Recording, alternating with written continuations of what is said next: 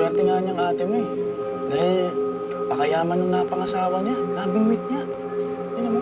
Pero si Mr. Sasuke, regular na customer namin sa bar yan. Parang Pinoy na rin, magaling mag-Tagalog. Pero alam niyo ba, bihirang-bihirang magkatipo sa Pinoy yan. Sa ate niyo lang. Ano pang alam mo tungkol sa ate ko? Yun lang. Kasi, nung nagpakasal sila, hindi ko na nakita yung ate mo eh. Si Mr. Sasuke din. Nakalang na rin pumunta sa bar. Pero, alam niyo ba, balita pa nga namin sa bar, napakalaki daw ng bahay na pinagawa ni Mr. Sasuke para sa ate mo. Bakit pa siya bumalik dito? Dami alam, siguro tinatakasan? Tinatakasan? Ang asawa niya? Teka, kung may ibang asawa ng ate mo, bakit pinapakasalan si Sir Ron? Dahil manloloko siya. Niloloko ng ate ko si Sir Ron. Teka, Cindy, huwag mo muna husgan ng ate mo. Baka naman may iba siyang dahilan. Ibang dahilan? Ano pang pwedeng maging ibang dahilan niya? Manloloko ang ate ko. Kung nagawa niya sa Japan yon at gawain niya, hindi imposible niloloko niya rin si Sir Ron ngayon. Pineperahan niya lang si Sir Ron. Sinasabi ko na nga ba, maraming bahong tinatago ang ate ko eh. Kailangan malaman to ni Sir Ron. Cindy, baka mas mainam na kausapin mo muna ang ate mo. Sa kanya mo alamin kung ano talaga ang totoo.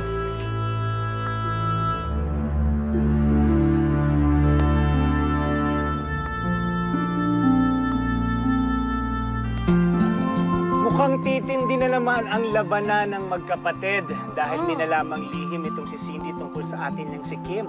Ano nga kaya ang nakaraan ni Kim nung nasa Japan siya? At eto na, maamin kaya ni Kim yung nakaraan niya kay Ron? Gamitin nga kaya ni Cindy ang nalaman niya tungkol kay Kim para talagang tuluyang maagaw ang atensyon kay Ron. Panoorin natin ang ikatlong bahagi ng kwento ng magkapatid, ngunit magkaribal, na sina Kim at Cindy. Sinalok. May kukunin lang ako. Balik ka kaagad, ha? I'll miss you.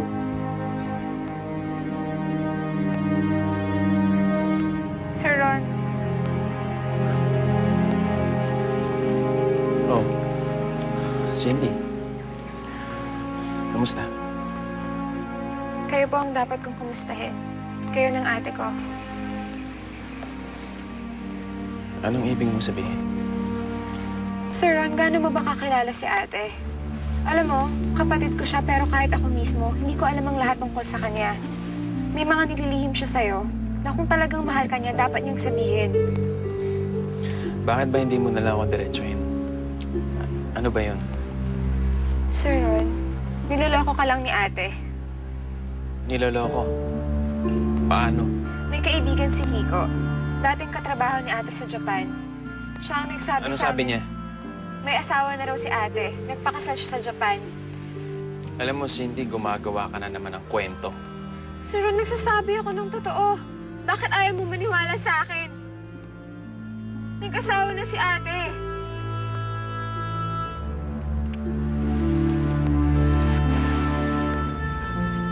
Kim. Totoo ba yung sinasabi ng kapatid mo? Nag-asawa ka na raw sa Japan.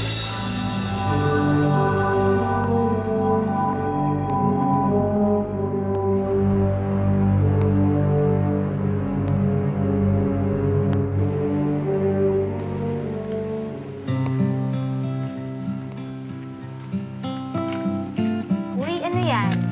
Ano ka ba? Love letter ba yan? Para kanino yan? Kay Cindy yan, no? Ba't ko naman susulatan si Cindy? Pwede ba? Huwag ka na magmaang-maangan. Lahat kami dito, bistado ka na. Naaawa na nga kami sa'yo, eh. Ba't naman kayo maawa sa akin? Kasi hindi ka naman niya pinapansin. Si Sir Ron lang ang mahal nun, no? Alam mo, kung ako sa'yo, sabihin mo na kay Cindy ng derechahan. Huwag mo nang dinadaan sa sulat-sulat pa. Ganito, sabihin mo, Cindy, I love you. Ganun. O siya, maiwan muna kita, ha? Good luck.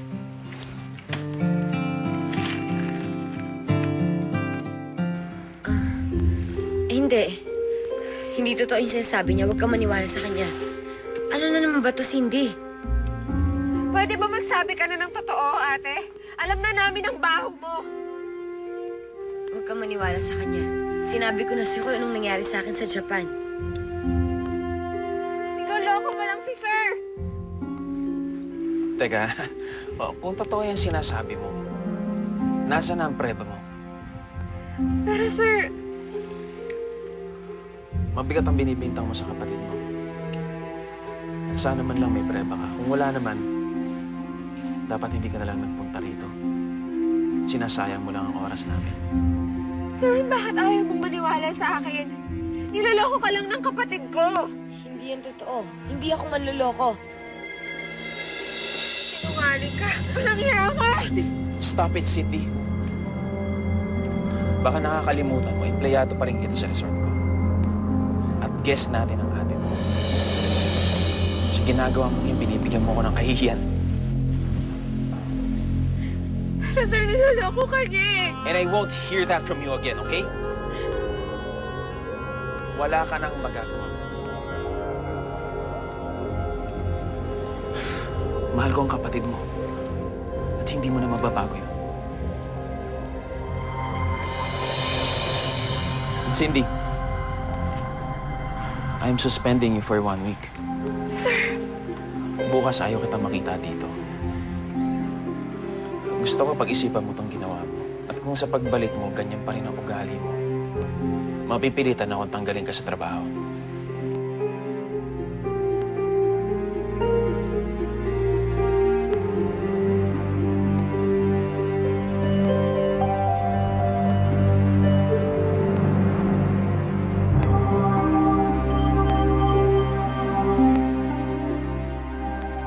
hindi ko talaga maintindihan kung bakit hibang na hibang yun si Sir Ron kay ate. Ikaw naman kasi padalos-dalos ka eh. Ako na nga itong tumutulong. Ako pa ang nagmukhang masama ngayon. Pero tama naman si Sir. Kahit nalaman natin na may ibang asawa yung ate mo, wala tayong preba na totoo yung sinasabi ni Bitoy. Teka, akala ko baka kampi kita. Kakampi nga. Lagi naman ako kumakampi sa'yo, di ba? Hindi ko na alam kung anong gagawin ko. Actually, mas dapat mong problemahin yung suspension mo. Paano ka na niyan ngayon? Saka tutuloy. Baka gusto mo sa bahay ka muna. Nakausap ko na si Jane. Nakiusap ako na sa kanila muna ako makikituloy at samantala. Oh, bakit parang natulala ka dyan? Wala. Cindy, gusto ko sana maisip mo na may iba pang mas mahalagang bagay kaysa dyan sa galit mo sa ate mo. Kung ayaw ka ni Sir Ron, pwede mo nun ibaling yung attention mo sa iba eh. Ano? Ayoko nga. Ayoko sa iba. Si Sir Ron ang gusto ko. At gagawin ko ang lahat para mapansin niya ako. Para makuha ko ang atensyon niya. Hindi ako magpapatalo. Cindy, ano na naman yung gagawin mo? Akala ng ate ko basta-basta ako susuko ah. Humanda siya.